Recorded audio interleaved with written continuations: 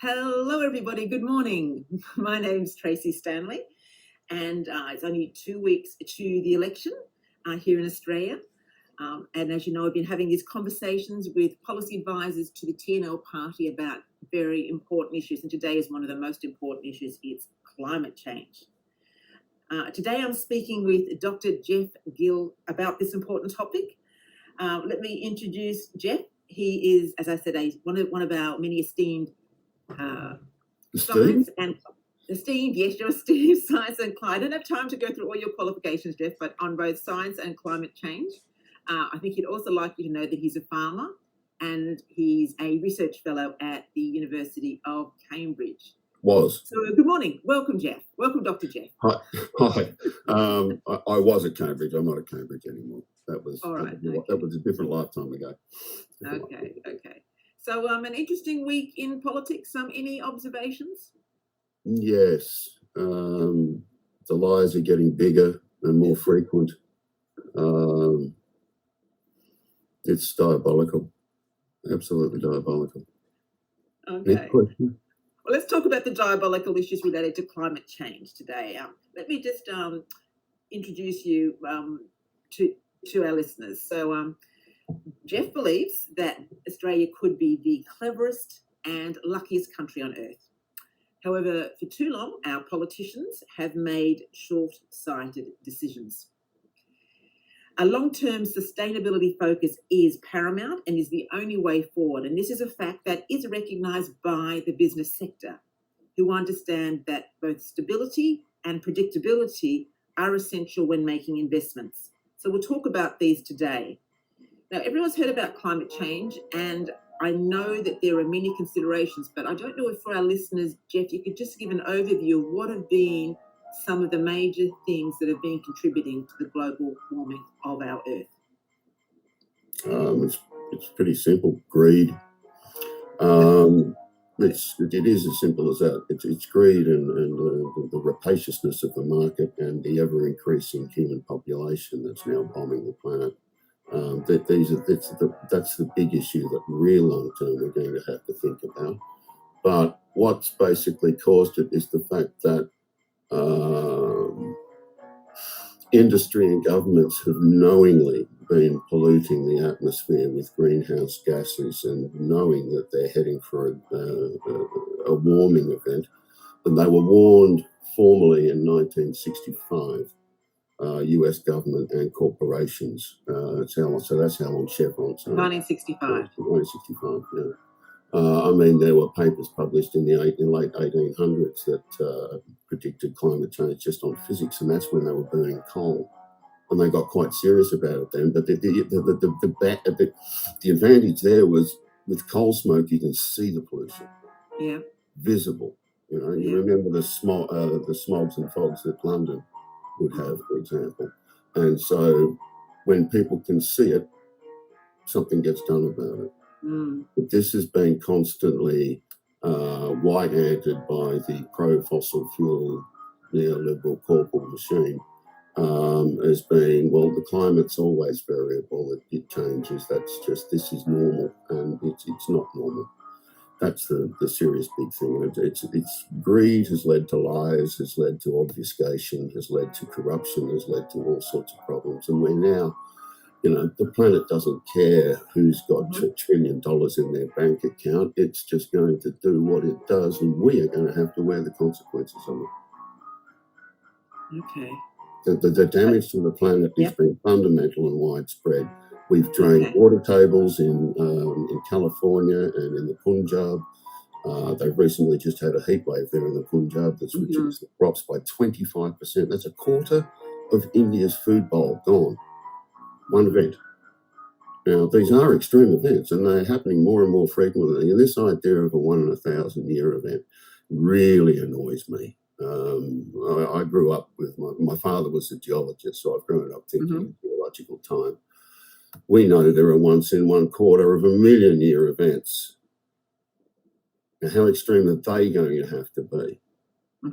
This could be absolutely diabolical, and I'm aware of all of them, well, most of the mass extinctions that have occurred through geological history, and that is what we are staring down the barrel of right now. In fact, we are in the middle of a mass extinction event, and it's just going to get worse. It's just going to get worse. Okay. Attenborough's worried for a very good reason. Okay.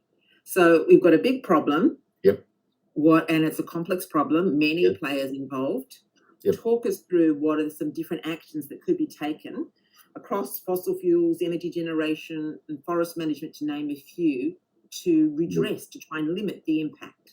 Yeah. Well, the first thing we've got to do is recognise that the problem is real and that it's a clear and present danger. Mm-hmm. That's the first thing, because the only thing that's stopping us solving this is the political will, and the political will is being manipulated by powerful people that do not care about the majority. So we have to go to war. Right? We've literally been put on a war footing by the executive of the party. They said, you're on a war footing here. So when a general comes in and asks, hey, look, I need 5,000 tanks, the government doesn't say, oh, and how much is that going to cost? No, the government gets, the general gets his 5,000 tanks. Mm-hmm. You know, this is the approach we've got to take. Our enemy is climate change. That's the enemy. Mm-hmm. Right? Define it clearly. Our battlefields are pollution, where we include greenhouse gas emissions, which is what most people are focusing on. Yeah. But we also are polluting with thousands of tons of plastic, where in some seas there's more plastic than fish. Yeah. And if we go degrading the single biggest entity on the planet, which is the ocean, we are in diabolical troubles if the fisheries collapse. We've got water pollution. We've also got habitat destruction. And this habitat destruction is resulting from our addiction to endless growth. We are on a finite planet. There is no planet B. So the first thing we really got to do, once we adapt that, boots and all philosophy, if we can do it, and that's the only thing that's going to stop us, is the lack of will, and the only thing that's going to save us is a boots and all approach. Otherwise, millions will die. In fact, millions might die anyway. So the first thing we've got to do is radically reduce carbon emissions. Step one, cease burning fossil fuels as soon as it's humanly possible. Yeah. And don't give me any of this economic guff. I don't care about stranded assets, and I don't care about some bugger that's got an account in the Cayman Islands. I'm talking about trying to save lives. Mm-hmm. These greedy buggers have put us in the hole. Now, some of the smart money's already shifted. In fact, a lot of the smart money's already shifted. The writing is on the wall, and the US Army puts climate change as the number one security threat. Yeah. And they are not exactly radical thinkers. Yeah. Right? They're pragmatists. So energy generation has got to be long-term sustainable. Yeah. And that doesn't just mean with respect to carbon emissions. We've also got to look at the environmental impact of the new technology that we are deploying to generate the energy carbon-free, which is our aim. But we don't want to cut off our nose to spite our face. We need to What do you be mean? very... what do I mean? Okay. The assembly of a wind turbine has a carbon cost. Okay. The making of a solar tile or a battery has a carbon cost. Also has a human cost. I don't know whether you're aware of kids mining cobalt, but cobalt is a prime candidate for doping silicates for semiconductors and transistors and high-tech stuff. Mm-hmm. So we really need to examine how we do it, but we've got to do it and do it fast. Right? Now, when you want to talk about the biological side of things, and here I use biology in a broader sense, where we're talking about everything from forest management and farm animals. Now, I've lumped them together as ecosystem management. Mm-hmm. Right? Because what we need to do now is manage our ecosystems and manage them in a way that that helps, if not turbocharges, the sequestration of carbon into the soils. Mm-hmm. Now, that means that you're pulling carbon dioxide out of the atmosphere in the first place, which is good. But then you've got to store it somewhere. because otherwise it goes straight back into the cycle and back into the atmosphere, and you're no further ahead. You've still got that level of carbon dioxide in the atmosphere, and our idea is to drop this. So we've got to put it into long-term storage. And the long-term storage on land is what I call soils, right? Plants alone won't do it for us. It's a biodiverse ecosystem is the only way to do this. Okay, biodiversity is the real key to lock it into soil. And when I mean soils, I'm also talking about some of the most effective carbon sequesterers are not what we would call soils. Wetlands are incredibly effective at sequestering carbon. Bogs are brilliant. Mangroves are amazing. Now, I don't know, have you seen mangrove mud? You wouldn't call that soil. It's smelly.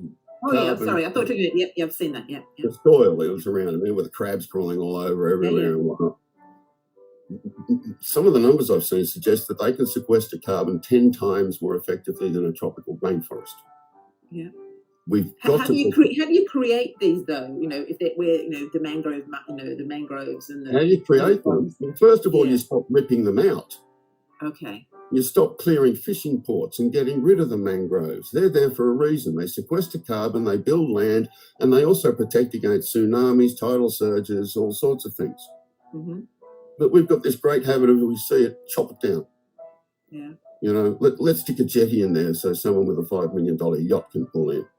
Yeah, that's worth destroying a bit of the environment. Yeah, no worries. That happens all over, and that's the big problem, is the destruction of these natural habitats with their diverse ecosystems that have evolved for millions and millions of years and are very good at doing what they do.